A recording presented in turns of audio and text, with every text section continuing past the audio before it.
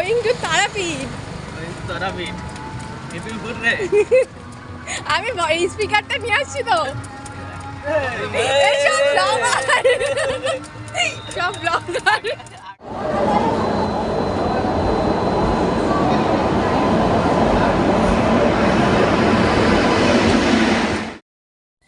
নমস্কার সবাইকে আমার একটি নতুন ব্লগে তোমাদের আরও একবার স্বাগত।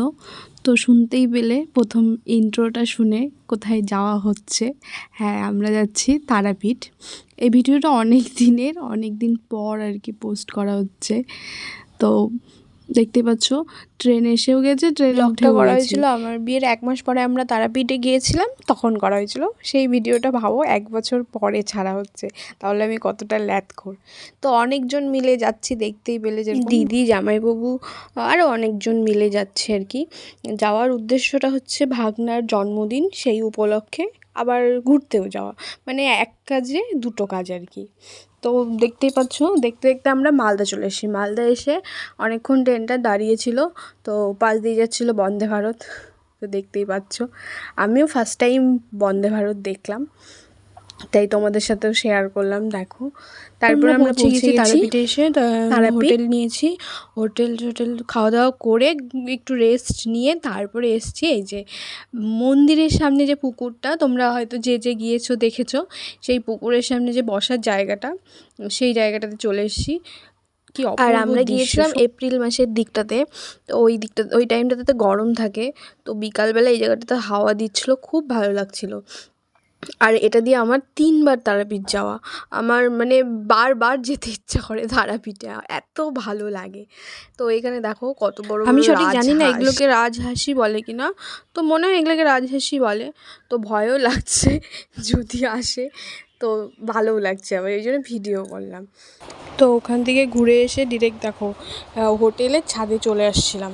ছাদে এসে যে মন্দিরটা দেখা যাচ্ছিলো, একটু ভিডিও করে নিচ্ছিলাম আর কি। ওই তারপরে সন্ধ্যা হয়ে গেছিলো, আমরা যে হোটেলটাতে ছিলাম সেখান থেকে আর কি বড় স্ক্রিনে মায়ের যে সন্ধ্যা আরতি সেটা দেখা যাচ্ছিলো, সেটার ভিডিওই করছিলাম। তারপরে আমরা রেডি হয়ে সবাই মিলে চলে গেছিলাম। পাশে একটা ভারত সেবা আশ্রম আছে বড়, তো ওটা দেখার জন্যই সবাই বললো চলো ওটা দেখে আসি। ওটা দেখার জন্যই বেরিয়ে গেছিলাম। দেখতে পাচ্ছ এখানটায় দাঁড়ায় কী যেন নেওয়া হচ্ছিলো, জানি না, মনে নেই। এই দেখো ভেতরটাতে চলে আসলাম। ভেতরটা অপূর্ব সুন্দর গোটাটা, মানে তোমরা যদি কোনোদিনও তারাপীঠে যাও, মানে হাঁটা পথ আর কি, দেখে আসবে। মানে আশ্রমটা খুবই সুন্দর আর অনেকটা বড় আশ্রম। এটা আমরা উপরে এসেছিলাম, এরপরে নিচেও অনেক কিছু আছে, অনেক কিছু। তারপরে আমরা এখানে কিছুক্ষণ বসেছিলাম, খুব ভালো লাগছিল। তারপরে বসে থাকার পরে গোটাটা দেখে নন করায় শিবম, নন করায়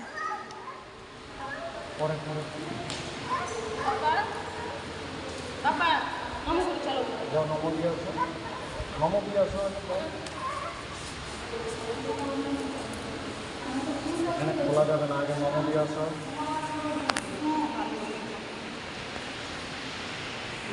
এই যে এটা হচ্ছে গুরুজি, মানে আশ্রমের মেন গুরুদেব আর কি, এই গুরুদেব।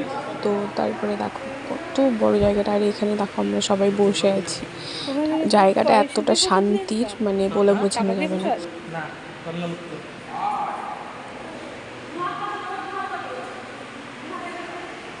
তারপরে ওই দিকটাতে দিচ্ছিল প্রসাদ, তো আমি প্রসাদ আনতে গিয়েছিলাম।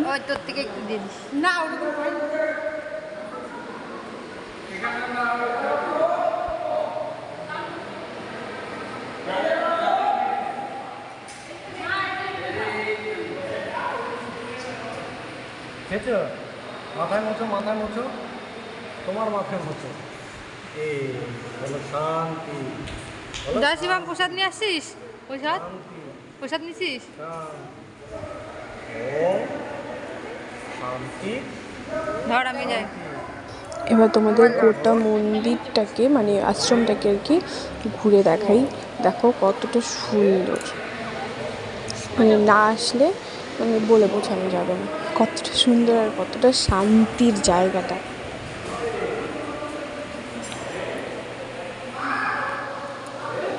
এখানে মা কালীর একটা মূর্তি ছিল, দেখো কি সুন্দর।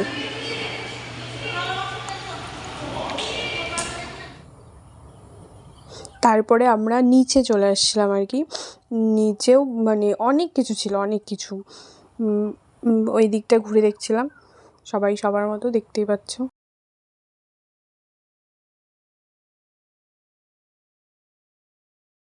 তারপরে আমরা হোটেলে চলে এসেছিলাম। হোটেলে আসার পরে পরের দিন সকালে এই মানে ক্লিপটা আমরা পুজো দেওয়ার জন্য লাইনে দাঁড়িয়ে পড়েছিলাম। তো আমরা জেনারেল লাইনেই দাঁড়িয়েছিলাম। তো হচ্ছে দেখো কতটা ভিড়, আর গরমটাও তো সেই ছিল। এই যেটা আমার কর্তামশাই, মানে বরমশাই। তো দেখো সবাই মিলে, ওই যে আরেকজনকে ডেকে বলছি হাই বল। তো সবাই মিলে লাইনে দাঁড়িয়েছি। এবার পুজো দেওয়া হলে মানে একটু শান্তি। প্রচণ্ড গরম ছিল, আমরা যেরকম গিয়েছিলাম প্রচণ্ড গরম ছিল।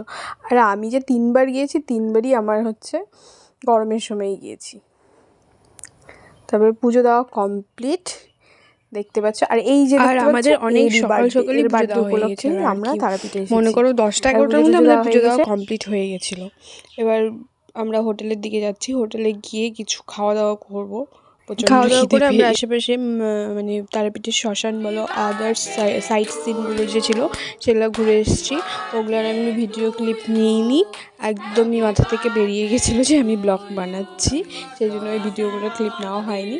তো এই দেখো বললাম না এর বার্থডে, তো এর বার্থডে উপলক্ষে আসা হয়েছে। তো রাত্রেবেলা বার্থডে সেলিব্রেশন হচ্ছে। বার্থডে সেলিব্রেশন করার পরেও আমি মানে খাওয়া দাওয়া, যে রাতের খাওয়া দাওয়াটা, সেটা হচ্ছে দিদি জামাইবাবুর পক্ষ থেকে ছিল। সেই ভিডিওটা নিতেও আমি ভুলে গেছি। আমি এতটাই মানে কি বলবো বাজে ব্লগার। তো দেখতে থাকো এই ভিডিওটা।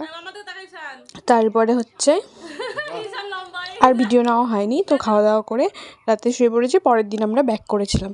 তো আজকের